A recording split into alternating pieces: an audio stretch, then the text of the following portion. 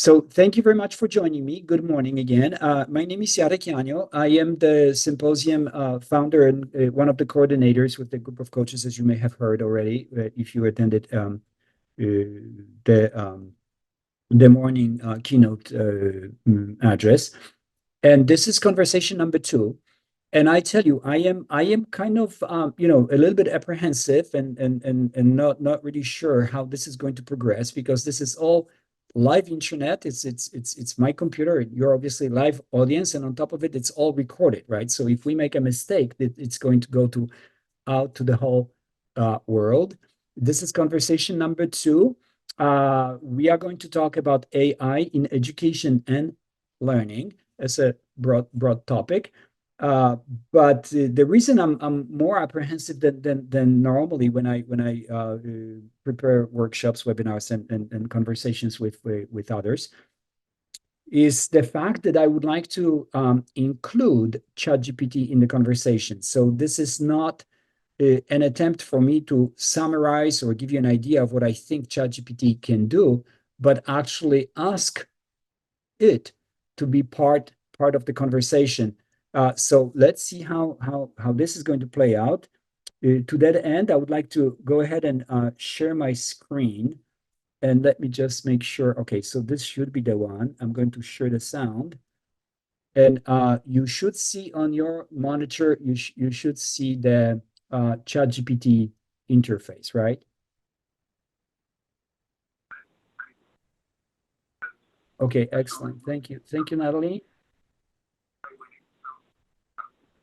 Thank you for confirming that. Okay, I have Charlene just joined us, and I see that she's unmuted. So yeah, there is something going on with the mute button. Again, I don't mind if you want to unmute yourself to ask a question, but normally try to, as you know, in Zoom, try to keep yourself muted so that if there is any background noise, it doesn't interfere with our discussions. So here we are. You can see ChatGPT, and again, if you're not aware of this, ChatGPT can be downloaded on your phone as an app, and these days you can actually talk to it. So it's not just the keyboard that you have to send a text message. You can actually speak, and I'm going to demonstrate that in just a moment as a matter of fact as well, and we'll take it from there.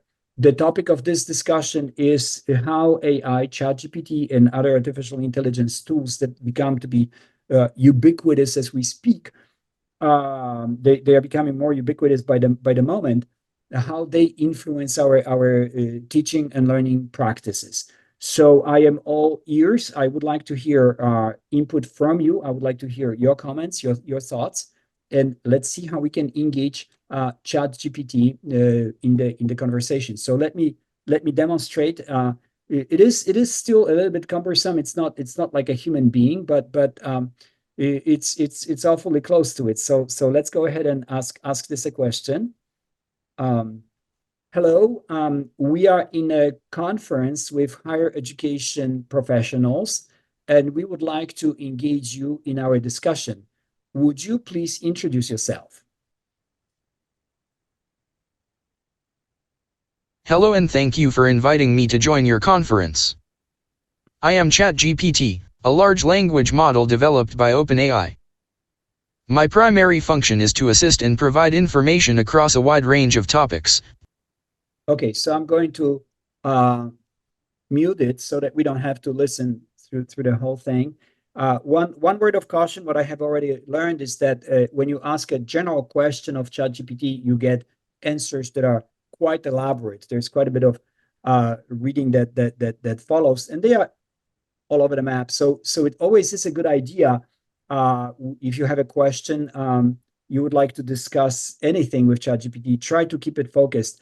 And one of the suggestions that I got from ChatGPT itself is to when you ask a question, you should try to limit it. So I will try to do that. I will try to limit it by 1 or 2 or 3 point responses and limit them to perhaps 1 minute, so that we are not overwhelmed with all the information that it has to share. So the question is the topic of the discussion: AI in education and learning. So I think what we could do, and again, I'm open to your questions, your suggestions for discussions. But let's just ask ChatGPT the following question: What are the main aspects? What are the main discussion topics when it comes to the influence of ChatGPT and artificial intelligence on higher education? I would like you to give me 3 talking points.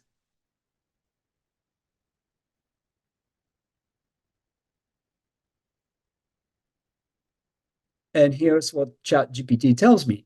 So this is a perfect tool, right, for starting a brainstorming session in a classroom.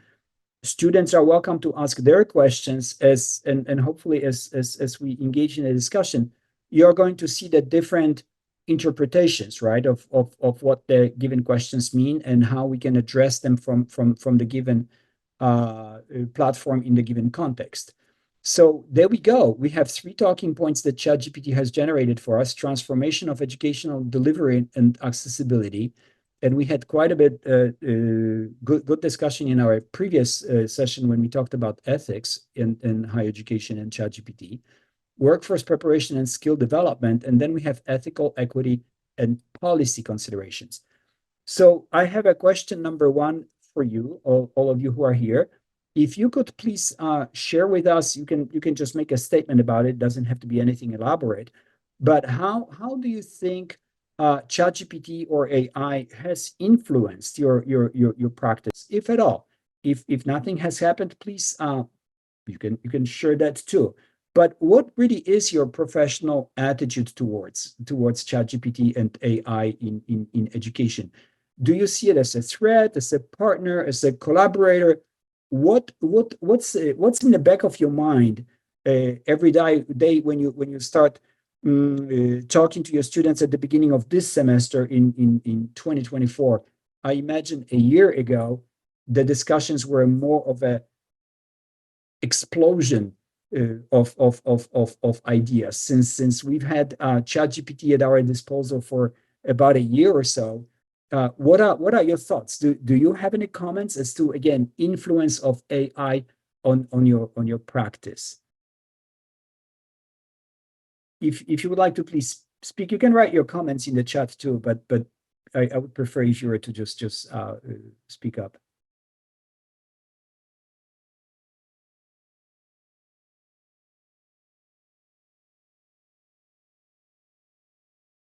Anyone? Okay. Yes, Laura, please.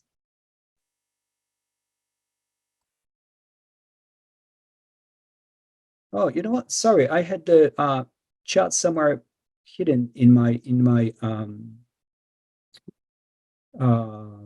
in my view. So let me just make sure that Laura can be unmuted. Please do speak. Okay. Hi. Sorry. Yeah, it wouldn't let me unmute. No problem. So I'm an No accounting problem. professor, and one of the things I have found, and actually my students have come to me very honestly and said, yeah, don't use ChatGPT for your class because it gives you the wrong answers. And I said, well, yes, because there's a lot of terms in accounting that mean the same thing. And I use a lot of publisher materials. And so they'll go use ChatGPT to try and look things up. And then they think they know what they're doing, and it kind of helps them, I think, sort of. But then also the other thing they've said is like, it takes so much time, and my exams are timed and my homework is timed because I want them to figure it out on their own and understand the concepts. So my students have come to me and said, tell your other students not to use ChatGPT for your class. It'll make them fail. So that's kind of the way my course is set up. So for accounting right now, ChatGPT, maybe looking up a formula or something, it's successful, but they can do that in their textbook and their notes and stuff. But generically speaking, for my profession, it's not fantastic. All right. So you certainly are aware of its shortcomings. And I tell you what comes to my mind, and this is a view that I have developed over the last few months interacting with ChatGPT and other AI tools, is that those are really tools, and we are still ultimately responsible for them, right? So again, your students comment that it gives you false information is spot on, because it really addresses the issue of what and how we are supposed to use it as an entity in our teaching and learning. And ultimately, this question of responsibility comes up, right? You can't just ask ChatGPT to give you an answer to a question, to a query, and then you can just simply copy and paste it and share it with the world. It's just not a very responsible way of using it. And thank you, Laura, for pointing that out. Absolutely, I couldn't agree more with those comments. Fascinating work. Let me see here. So I do have Medicine. Would you like to speak to us? Let me see here. Where's Medicine? Just so that I can unmute her. Oh yes, thank you. All right, thank you for showing up. Yes, now I can see you. All right, thank you. Hi, yes. Hello. Hello, all. I have been using it as a tool with my students and myself, learning how to dissect a thought, like you said, starting at a very broad topic and then having to eliminate or reword or rethink the way that the question's asked and what information I want to get out of it. And also having my students do that on various topics it's been very useful in what I teach. I am an instructor for computer technologies. Excellent. Yes. So indeed, to generate the ideas, I just can't think of a better tool. Again, from my perspective, what I have learned is that when I have a conversation with one person, a conversation partner, and let's just say we are both experts on a topic, then there still is a limited amount of knowledge, right? Of for lack of a better expression, that sits in my head and my partner's brain, and we start interacting, talking on a given topic. It's just that the discussion is still limited to my partner's ability to express their opinion and my ability to understand them, right? When it comes to ChatGPT, the conversation all of a sudden becomes much more complex, much more profound, I suppose, if I only let it, simply because ChatGPT has access to gazillions of artifacts and materials and textbooks and sources of information that normally human beings don't have access to, right? I mean, I'm talking to you sort of like off the top of my head, whatever I can comprehend, whatever I can share, that whatever comes to my mind, that's what I do. With ChatGPT, I can certainly take it a little bit slower because I can talk to it to the extent I see fit until I understand the topic, and it can always elaborate to an unlimited amount of information that I need. It can always give me unlimited number of examples and things of that nature. When I talk to a person, there is we probably take it for granted, and we realize that we take it as a given, right? That there is some social aspect of it, right? I am not going to be asking you, whoever you happen to be in the conversation, well, I still don't understand what you just said, 3 times in a row. That would be perceived as disrespectful at some point. So ChatGPT doesn't shy away from this type of questioning, and it just provides information as necessary. So things are changing in that realm. So thank you, Madison. That this is an important consideration. Engaging ChatGPT as a idea generating tool, and really in the classrooms, I think any classroom will be just fine. Let me see here. Next on my list here of people who spoke in the chat, Kylie, would you like to speak to your points?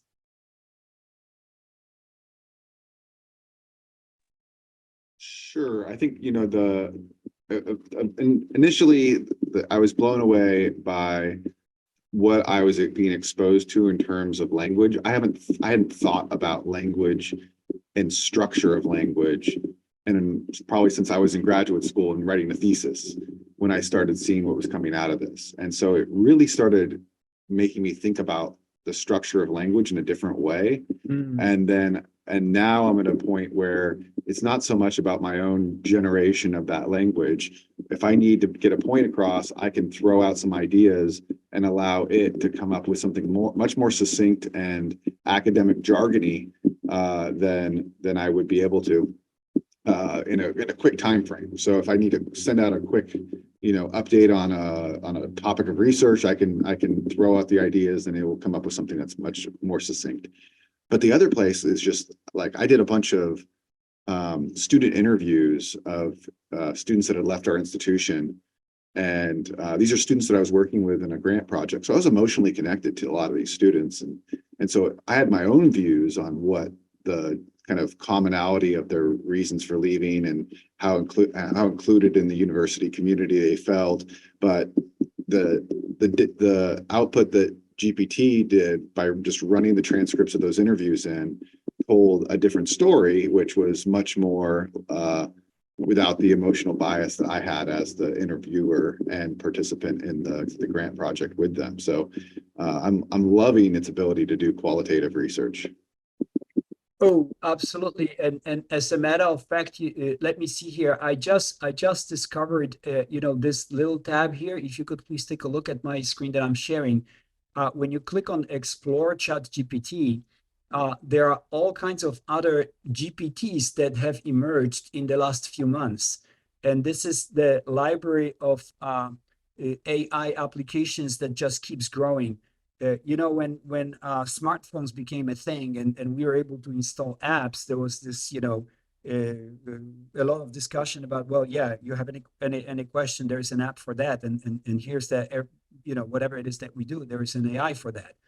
So this is the ChatGPT can do DALL-E, which means that it can draw pictures in the spirit of the moment. It will do videos as well. They are limited in terms of how many videos you can produce per certain period of time. I really haven't experimented with it too much. But when it comes to writing and doing, the productivity, but research and analysis is just staggering. You have the Scholar AI, Scholar GPT, and there's, oh gosh, see there's you can even see more.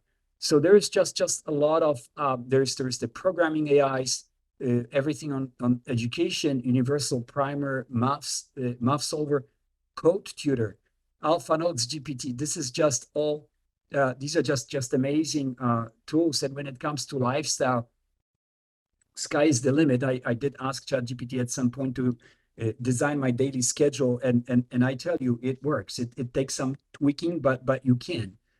You can find time in your busy day, as long as you stay focused, as long as you stick to the plan. There are things that are going to be working for you. You just have to, again, stick to it, and it's all at our fingertips. As far as the versions of the program, I honestly don't know that much, except for the fact that I do pay ChatGPT $20 a month for those tools. So I really don't know what's available under 3.4, 3.5, but here they are. So this is version 3.4. 3.5 is the one that's slower, but it's not really slower. It's just good for those everyday tasks. It's enough. But when I do research and I'm trying to prepare topics for more profound conversations, then I use the GPT-4. And then there's the plugins that I just demonstrated. What really blew my mind was the fact that this little paperclip that showed up a few months ago, and that allows you, that opens up the content of your computer, and you can upload any file you want.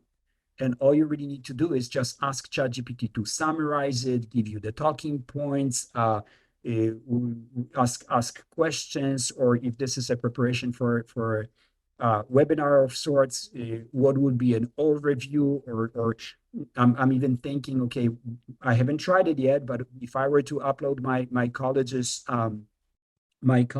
catalog, and ask questions about, students' pathways. Let's just say I would like to major in geography. What are the courses I need to take, or what's advisable, and so forth. And I see this as really replacing counselor's work, at least to a certain degree, and that's right now, let alone what's going to happen in the next few years. So that's what that is. So thank you so much for the comments. Let me see here. I do have. Oh gosh, there's just so many people who all of a sudden started speaking. Ursula, would you please? Oh, wait, before Ursula, could I? Yeah, I'll let you speak, I promise. But Mark made a comment about the tool for cheating and short-circuiting the process of critical thinking. Mark, would you please elaborate on this? I think that's a very important consideration for many of us. And I will just ask you to unmute yourself. And yes, Here I please am. speak your mind. Thank you so Yeah. much for joining us. So I teach philosophy, Yes. and the tasks that I want to train my students how to do are to read difficult texts, how to extract ideas from those texts, how to express themselves, how to think clearly, and how to write clearly. And if all they do is feed the text into ChatGPT and feed the questions I'm asking into ChatGPT and it spits out answers, they may be B quality answers, but they'll pass. And yes, that raises the bar. Student who's doing C work is doing their own work, but but students maybe, I haven't tried GPT-4, but maybe students who are using 4 are getting A's. I don't know, but I know that there are a lot of students that are just skipping all of those steps of critical thinking and of critical learning. And that really, it's bothersome. I mean, in a sense, we don't teach children how to do arithmetic by handing them calculators. We ask them to learn how to do arithmetic, and then later on, we let them use calculators for larger, more complex calculations. Those of us who've gone through the educational stages of learning how to read critically, think critically, write critically, can use ChatGPT, can see its strengths, see its weaknesses, and use it as a tool. But students who haven't developed those skills adequately are really trying to jump ahead without being able to assess whether ChatGPT is leading them astray or not. And that's the short circuiting that's going on. And it's very troublesome as a teacher. I don't know how to enforce that. I know that my in-person classes, I'll have my students taking paper exams. So I have that one check-in of a paper exam after they've been writing papers. For asynchronous online students, I don't have that mechanism. I don't have a way of checking in that takes them outside of the digital context. Right.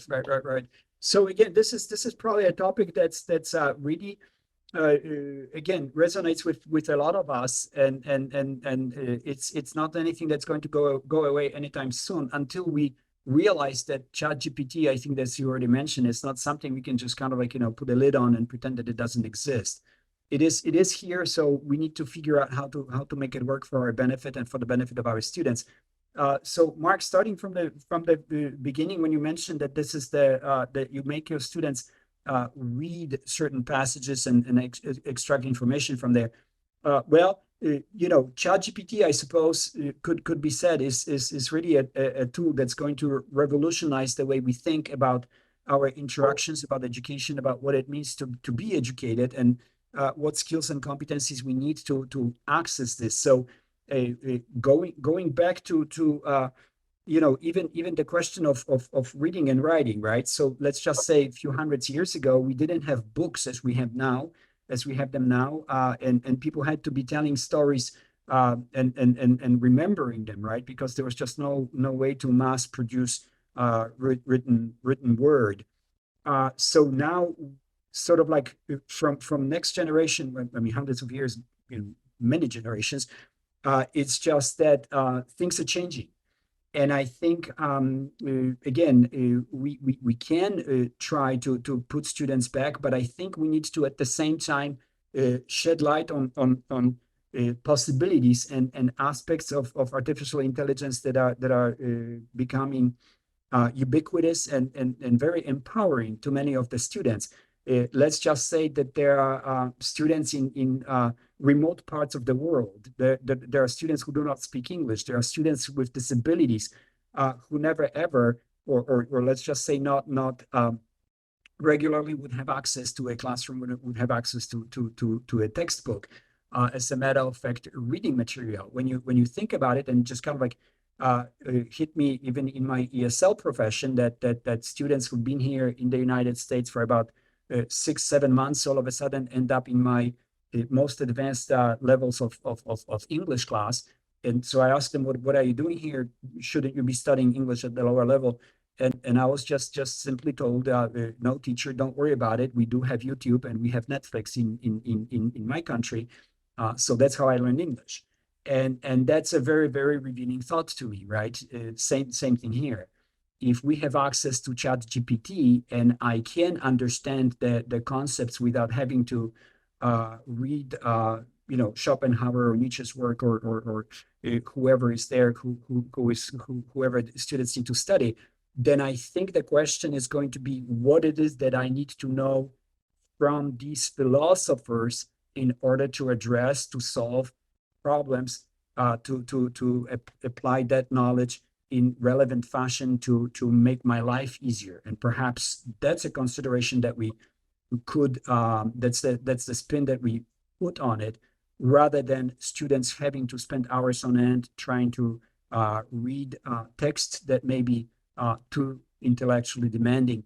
I have an immense respect to philosophers. I realize that we are all standing on the shoulders of the giants, and we just don't give enough credits to their field. It's just fascinating to me how many of the social and problems that we may have, that we may be experiencing, have been addressed in the past, and we just don't pay attention to philosophy. But that's another topic for a different discussion. So again, I'm just grateful for your comments, Mark. Let me see here, and I did promise Ursula to speak. So if you could please elaborate your points. Let me see here. Where are you, Ursula? So I can unmute you, because it looks like I will have to just do it one person at the time. Oh, there you are. Okay, thank you, Ursula. Thank you. So I teach as an adjunct, and I'm also a faculty developer.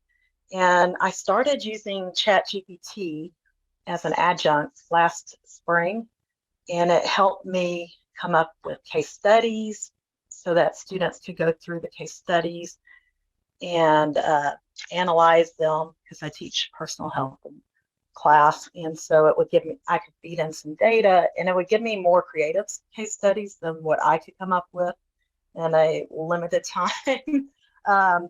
And then it also will write announcements, like nice announcements. I wanted an announcement more personable, and why students shouldn't use AI, like on their discussion posts, because I noticed that they were using it. And so I had to come up with some points, and then I edited it. And so that was helpful. As a faculty developer, I have a student consultant on teaching program. And so some of the students have been using ChatGPT and Claude to feed into some of their teaching observations, not anything with real data, just anonymous stuff. And then it can help them come up with some more suggestions, because they're students, so they're professors want some suggestions on how they can, what changes they can make, but some of them, can't think of, oh, you did so good, so that's really helped. And then as a faculty developer, we put ChatGPT, we went through Copilot and used the GPT Turbo, and which is free for our institution. And then we looked at Claude AI. And so this is a chemistry professor. He's teaching a general chemistry course. And we wanted to come up with some practice problems for students to practice on balancing equations. And ChatGPT did not do great, or I should say GPT-4 or whatever, didn't do great on doing correct answers. Yet Claude did a great job on at least 20 of them when he looked through all the the answers and things like that. And Claude would even give explanations as to how it reached the answers. So I thought that would be a great way for students to practice, and then they can kind of come up with their own equations, and hopefully they're reliable. That's the thing, you got to show the students that but at least they can practice with it, and we could upload these practice equations, and at least we have the right answers for the students. So gives them some out of practice work. Sure, sure. And Ursula, I think you're bringing an important point here, especially from the math perspective, is the fact that there are many other tools. Someone brought up the issue of Grammarly earlier. Right. So AI has, and now, as you know, you type anything, you send an email, you say, create something in Microsoft Word, you're going to be given suggestions as to what to write next. Sometimes they are annoying, but sometimes they are helpful. And again, using it as a tool is probably something that cannot be denied, especially when it comes to generating of the ideas. Now, the accuracy of the information, that I believe someone is making comments about this, and we'll get to this in just a minute. I think that's going to again, it's only going to get better. I'm not trying to justify anything. It's just that we kind of are still used to the idea of, my family, when we got a TV many years ago, when I was a child, it lasted us, let's just say few years. Then when I had the tape recorder, or I had the record player, it lasted me some years, right? So now I'm looking at ChatGPT, this thing is changing so quickly, and my iPhone that costs, I don't know, close to $1,000, I think that's kind of like dated the following month practically. It seems like technology is changing so very quickly that it's really ultimately we have to figure out ways how to utilize it from, again, going back to Mark's comments, from variety of perspectives. But one of those perspectives really is sort of like holding on to the past and hoping that not everything is going to change to change for us very quickly. So with that, I would like to hear from Megan and perhaps later Scott about their thoughts on Wikipedia and ChatGPT. Megan, would you mind sharing your thoughts? And let's see, I'm sorry, I have to find you here.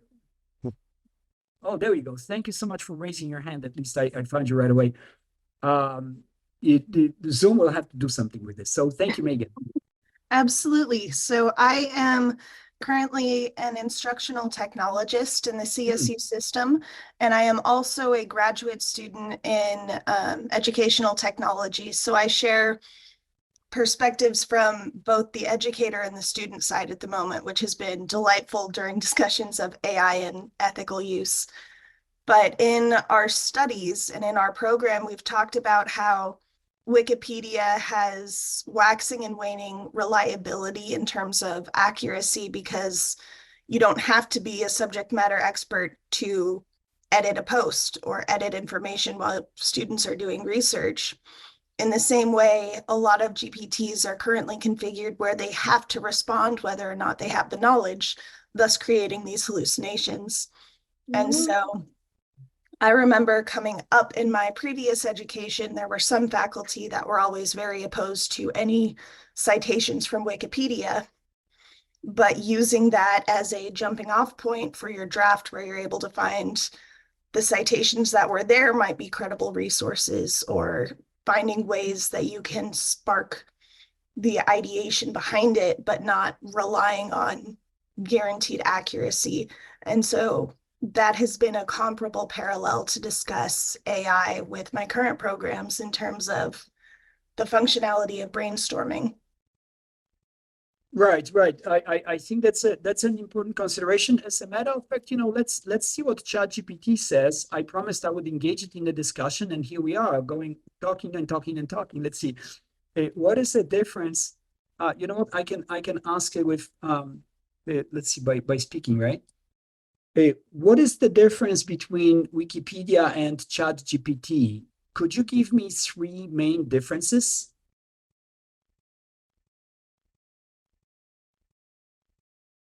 So Wikipedia is an online encyclopedia where articles are written and edited by volunteers around the world. And I think that, yep.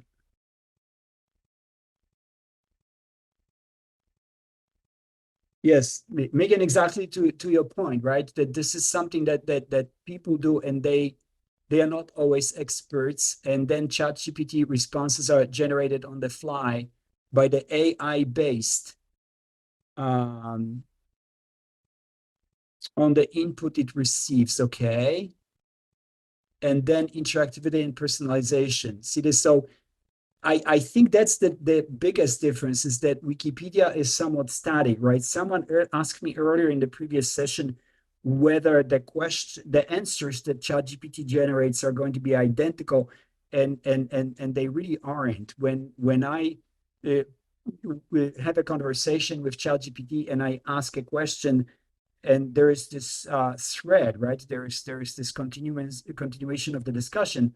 Then you are going to see perhaps repeated thoughts, but as far as the exactness of the response, it's just not there. It really feels like this is a human being talking to you. So thank you very much, Megan, for the conversation. And it is important for us to realize that students have access to it. And you're absolutely right. At the beginning, Wikipedia stirred up quite a bit of controversy by the fact that it was there, right? And students were responsible for making sure that the bibliography and the supporting materials were all accurate. I think that the same is true with ChatGPT. That again, we need to be taking the responsibility for the work that it produces. It produces it for our own information. We are the ones who ultimately are responsible for reviewing it, making sure that it's all what it is that we want to say, so that it's not something about and beyond the scope of our interest and points that we are trying to make, and that it is accurate. Again, we talked about the calculators. It's the same thing. When there is, I believe Mark mentioned that that children learn arithmetics, and that's probably true. But then when you think of at the highest level of theoretical math, I'm sure that there are tools that scientists cannot wait to get their hands on, just so that they can discover limits of the theories and so forth. So that's where we are when it comes to higher education. And then finally, oh, Scott, I'm sorry, if you could please, yes, thank you very much for raising your hand. At least I can find you in the myriad of people here. So thank you so much for joining us, please. Yeah, thank you. The nice benefit about being on the other side of the pandemic is having learned so much about Zoom. Right. Um, That's true. As far as the Wikipedia and reliability, one of the things that I do like about Wikipedia is that it has a community of interested people who often are really knowledgeable. I had a graduate course that I took in medieval lit, and the Wikipedia entry on affective piety was actually written by an expert in the field. The Going back to ChatGPT, the nice thing about Wikipedia is that it's often far more current with its information than ChatGPT, which I think the last I have students doing brainstorming and other assignments with ChatGPT, and I recently saw in a share link that a student uploaded that it said, as of my last training in January 2022, so it's nice that we've moved past September of 21. I think another thing that I find valuable with Wikipedia, and I like what Megan had brought up with using Wikipedia as a launch point for finding other sources and also maybe a way of breaking down concepts that students can find more accessible. I've been having students use ChatGPT as a way to look for key concepts and important definitions. I teach English at a Central Carolina Technical College in South Carolina, and I have a lot of English 101 students, and they're doing research where they engage with peer-reviewed articles, which are just an alien world of language for them. And so ChatGPT has been good about giving them better access to what the hell is this saying to me. And I think another thing I find useful about Wikipedia is that often it's a little bit more public friendly language. And so I think GPT for me has been more reliable as a reading partner than sort of a fact-finding partner. But I do like ChatGPT's ability to nail down some more specific areas within a research topic that students might not consider. And that is often based on really interesting factual information it pulls from the open web. Yep. So again, when it comes to thank you very much, Scott, for the comments. When it comes to the updates or how recent the information is, again, to me, this is just nothing but the politics or logistics, or I don't know what, but obviously OpenAI is releasing this incrementally and enhancing some things and not really addressing everything at the same time. But someone already mentioned there is Bing, through which ChatGPT is available just as well. And I believe there are some other bots out there that are connected to the live internet, and it's just again, those things are going to be they are changing very, very, very, very quickly. There is a movie on the Netflix that I just started watching, and it's sort of like it's about a company. Gosh, I am so sorry. It just popped into my mind as a concept. I forgot the title completely. But it's sort of like like Apple. There's just this big corporation that's big on transparency, and they put cameras everywhere, and they can analyze everybody's behavior, everybody's heart rate from health to their psychological well-being. And again, who knows where that's going to take us once those tools that we are discussing as and trying to put some historical perspective on them, how they are going to behave 3, 4, 5 years from now. Again, who knows, maybe next year's symposium is going to be run only by avatars. Maybe you're just going to see my face or other presenters' faces, and there's going to be some content that you can discuss, and that's I think is not very far-fetched. Maybe robots as looking like human beings, that is being worked on, and let's just say those are not going to be that perfect for a few years because of technology that's available to us. But when it comes to creating avatars online, I think that may happen quite quickly. So let's see where that takes us. Now, when it comes to again, going back to the discussion about Wikipedia versus chat, ultimately, again, as I mentioned already, we are responsible for making sure that the content that we provide to others is our own. Let me see here. Who else is there in the chat? Anybody else who would like to ask a question or make a comment about what it is that we are talking about? Let's ask one more question of ChatGPT then, and the topic is of equity that comes back frequently in our discussions. And let's go ahead with what ChatGPT has to say on that, because we are talking about equity and access to information in higher ed. So let me see if I can phrase this question so that we can get some good discussion. What is the impact of ChatGPT on equity and access to higher education? Please give me 3 talking points.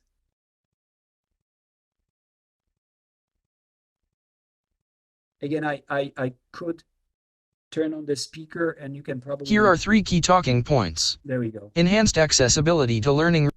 So this robotic voice is there. I tell you, the one that's on the app is not as robotic. It sounds more like a human being. So you can, if you haven't tried, please see if it makes sense to you. But all you really need to do is download the ChatGPT app on your phone, plug it into your speaker, and as you drive, you can have a conversation with it on any topic. That's just fascinating.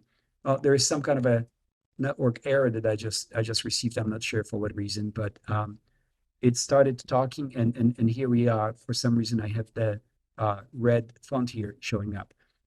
So when it comes to equity and inclusion, right, or access to higher education, I think I mentioned it earlier that there is this again. When we speak of our classrooms and we speak of reading and we speak of writing and all those modalities and realities, spaces, times that we take for granted generally, or as members of the general public or general student population at our institutions, we may not always remember that there are marginal populations, right? Those people who do not take reading and writing for granted, those people who cannot live without the computer these days because they can't hear or they can't see, and very well. And then computers provide a number of tools and possibilities supporting access to the wider knowledge base or wider information. So there we go. So that's what ChatGPT is saying, that there is the inclusive education. ChatGPT can offer personalizing learning assistance to a wide range of learners. As we obviously know that, right? That we have 30, 60, sometimes maybe hundreds of students in our classrooms and lecture halls, and our teaching is sort of to the middle, right? We do understand that whatever it is that we have to say, we keep our fingers crossed that majority of the students are going to understand us, let's just hope for the best when it comes to our articulation of what it is that we are saying. And as a matter of fact, you could probably try it. I've done quite a bit of that a few years back when we started talking during our Friday SLO talks about what it is that students get out of our lecture halls. Please challenge yourself. Go to Google, YouTube specifically, and type something like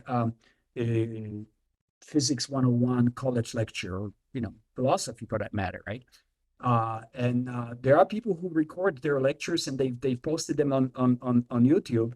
And go ahead, open it up and listen to them and see what you can get out of this. But if there is a lecture of an hour and a half or 2 hours that's on YouTube, let's just say it's difficult to listen to it after 5, 10, 15 minutes into the lecture. And if our students are put through this from week to week, for 2 hours, let's say, or every Thursday afternoon, well, yeah, that's something for us to consider.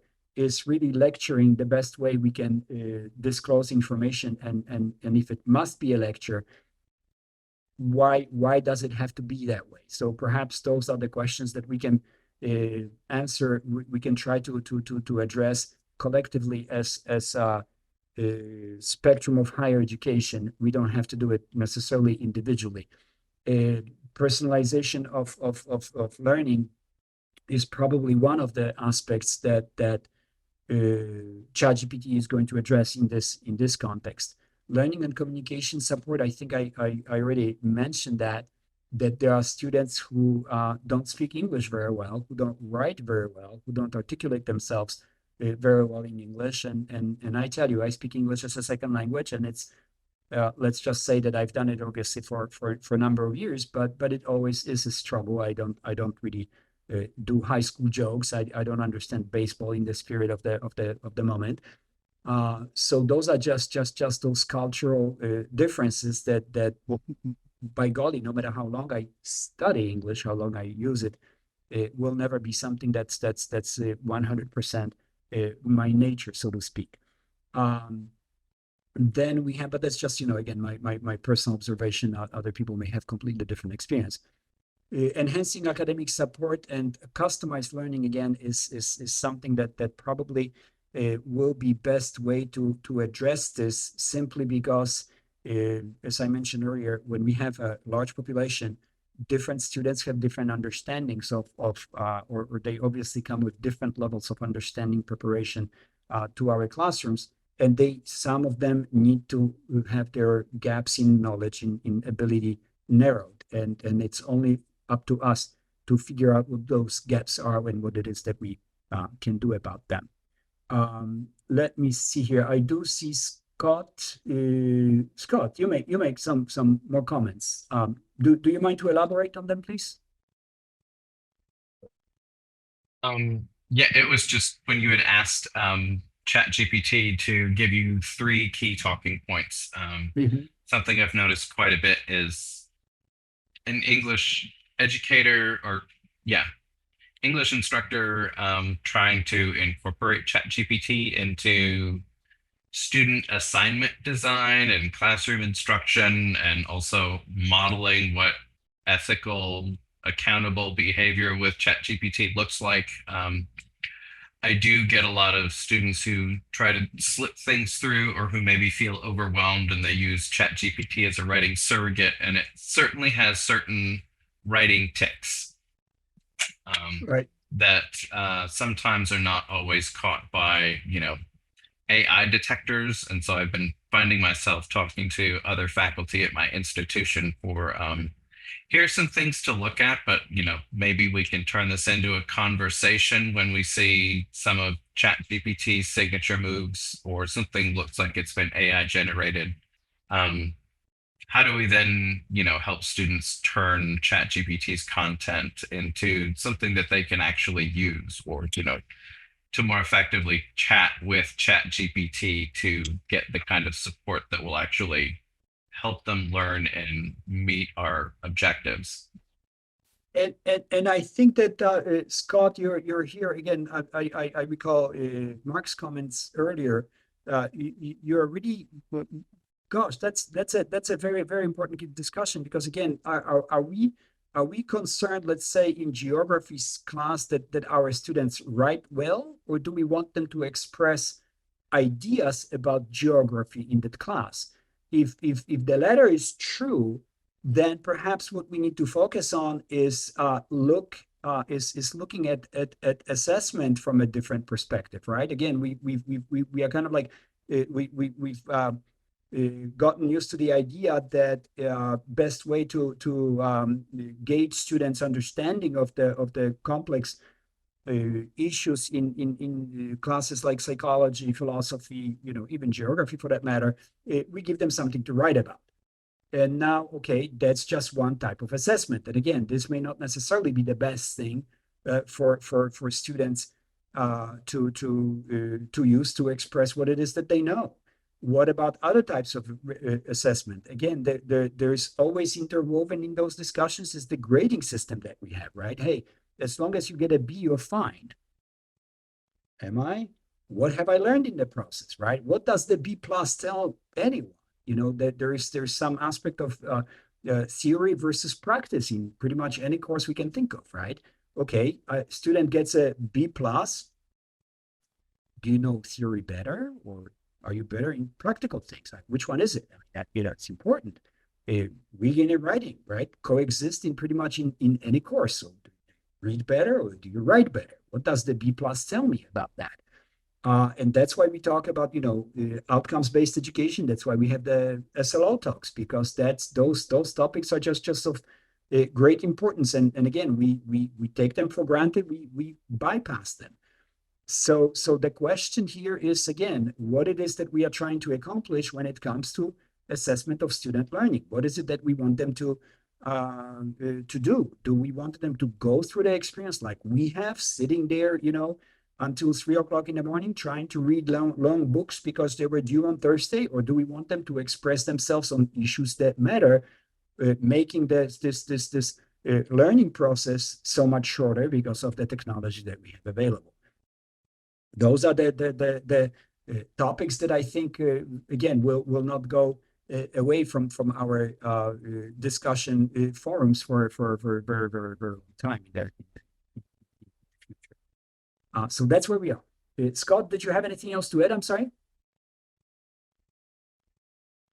Sorry. I thought, yeah, no problem at all. So there we go. So we are, oh yeah, it's 12:12. So I will be happy to entertain any final questions or comments, or if you have anything else to say. We do have a panel discussion starting at 12:45 in about half an hour.